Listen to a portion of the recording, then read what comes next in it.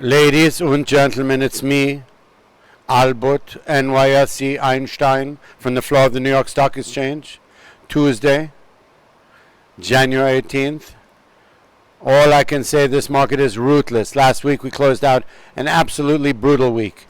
The swings were crazy, volatility was brutal, heavy news on the market with oil and with Iran and with just sell-offs in the market and China. All this stuff going around the world, geopolitical, oil, energies, sectors being just decimated in this marketplace.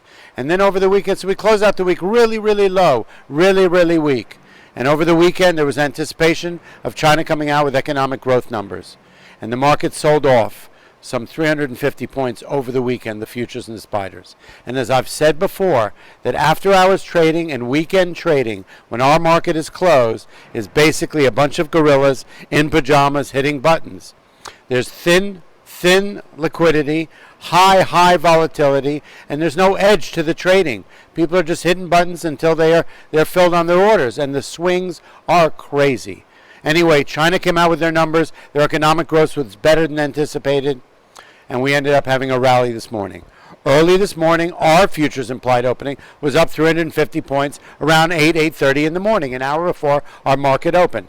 About 20 minutes before our market opened, that super elevated spike in the futures pared down a little bit, and we were up only about 220 points. The market opened. The New York opening did not portend an opening of that high a spike, and we ended up selling off. It seemed clear that this market cannot hang on to rallies. Oil was up, yes, when we opened, and oil rolled over, and it pulled the market down, and there just felt like this underlying weakness. Okay, so whether those spikes were really intended, whether those spikes were testing higher levels, okay, some of the technical readers in this market felt that we're hitting higher highs and higher lows, and that's sort of an establishment of new levels, and perhaps that's the case, but I am not an economist. The day felt weak. The market sold off. Midday we were down 75 points. Big buy program came in to the closing bell here in New York City at the NYSE, and we hit a rally. We got about $700 million to buy. Market hit a level, took off. We rallied almost 180 points in the spiders. That posted out. It was a little bit of a rally, and then we sold off again. It really feels that the market cannot hold on to rallies. Oil ended up being down on the day.